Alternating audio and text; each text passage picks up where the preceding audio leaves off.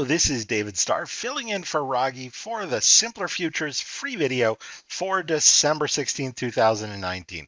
Now, my focus this evening is on crude oil, and this is a market which has been arguably in a downtrend since 2008. Certainly in a downtrend since then. There's a question as to whether that ended here in 2016 or it's ongoing. And to aid us in looking at that, I want to take a look at this from an Elliott wave perspective.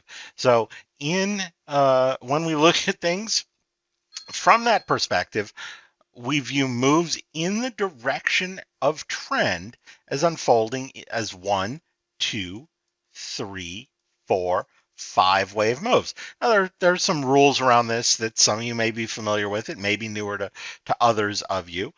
Whereas counter trend moves, right, unfold as 3 wave moves or combinations of multiple 3 wave moves.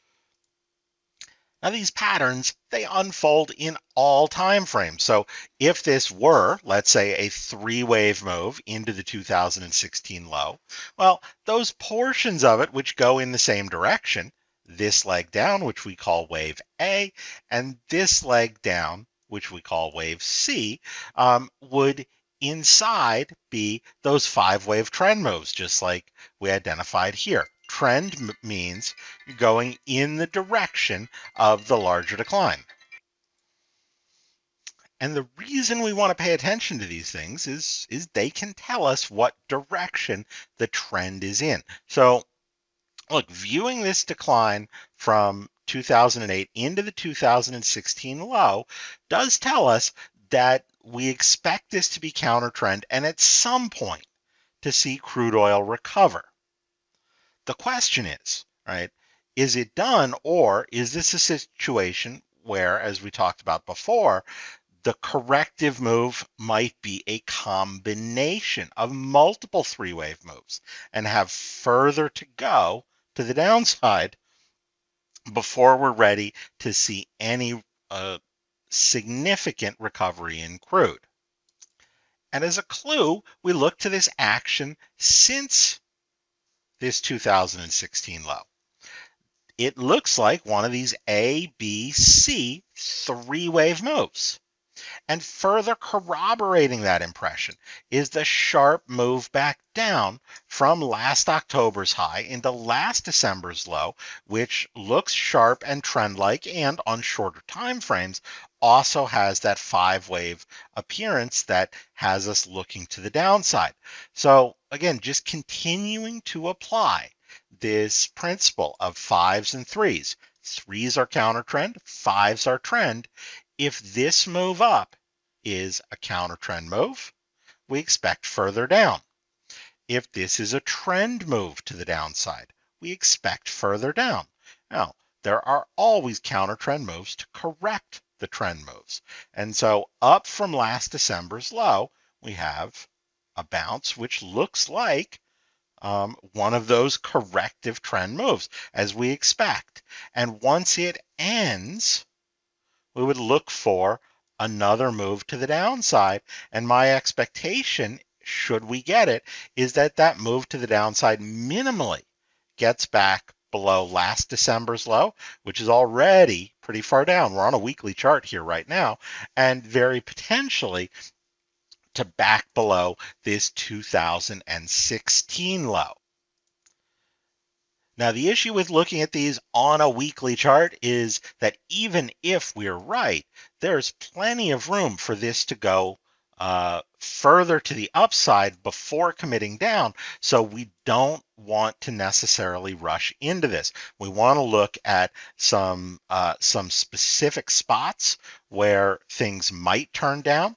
And when we drill into these shorter time frames, I'm looking at this bounce from last December's low as possibly a triangle. Now, that's a pattern we didn't talk about just now when we talked about our 5s and 3s, but it's a different sort of corrective pattern.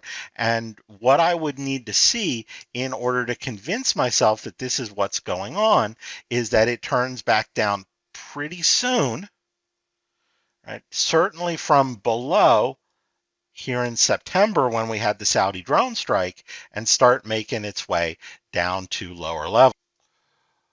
One encouraging sign that that might happen is that this action up from October 3rd, we turned up from there in crude, just like we did in the S&P 500, which also made a low on this same day and has been continuing up ever since, right? One encouraging factor is that different from the S&P 500's move from the same day, which looks Elliott wave trend-like, this move is very choppy, looking like one of the many Elliott wave corrective patterns, a combination of multiple three-wave moves. Now, some of the things that are warning signs, certainly how close we've gotten to this high back here in August. The other warning sign is that today this market poked its head back above the voodoo fire line here. And it's hard to fight a move to the upside when it is above, very important, and this is the most important voodoo line level there is, when it's above important voodoo support. So that fire line level is at $60.56, just a little bit below where we're trading right this moment. We've also got another relatively important level, a snow line that's down here at 57.72.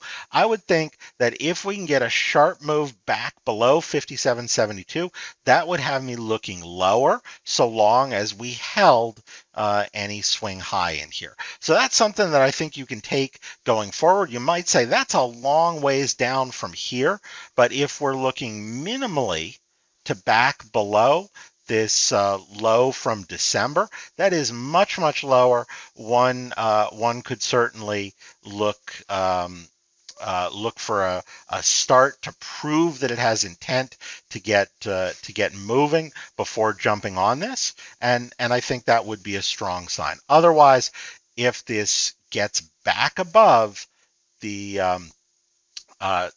this September high before triggering a move to the downside, then we're going to have to revisit the patterns here. So that's it for the free video. In the premium video, we'll look for some potential shorter term signals here in crude, as well as revisit the latest the latest happenings in the S&P 500, the euro, and a few more markets. Take care.